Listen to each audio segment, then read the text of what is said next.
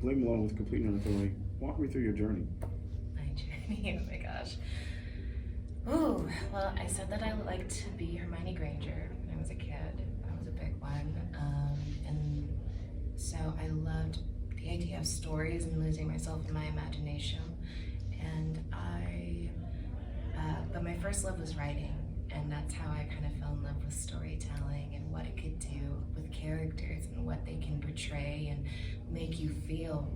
But I still liked acting. I just never pursued it because one, I didn't see folks that looked like me, and two, I had terrible social anxiety.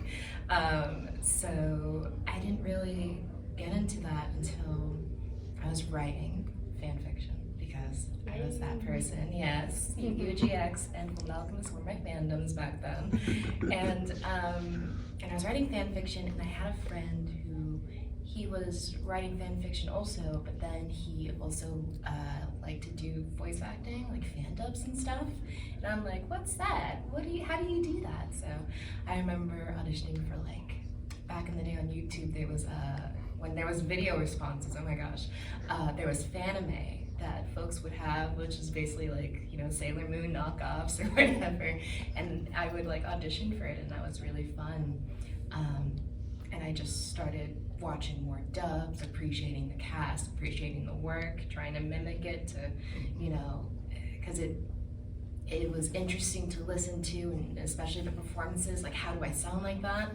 And I did that for so long, kind of on and off through my teenage years, because I started when I was 10, maybe? I think I was 10 years old. And yeah, once I had kind of started there, I eventually met some aspiring animators and game developers in the indie community, and I helped them with their work, you know, because they had some fun ideas, and it was cool to see something exist from the ground up. So I got to voice act for their stuff, and that was really fun, and I fell in love with it even more. And eventually I got paid for it, but sometimes they're like, here, you want some money? And I'm like, sure, okay. I won't say no. And I guess I was in that space for so long, like I started getting anime auditions. One of my first anime auditions was Kimono Friends, which was my first like anime role.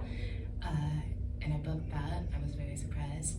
Flew over to Texas, fell in love with being in the booth, because I had never been in the booth before, like being directed, and I loved it. It felt so much like home.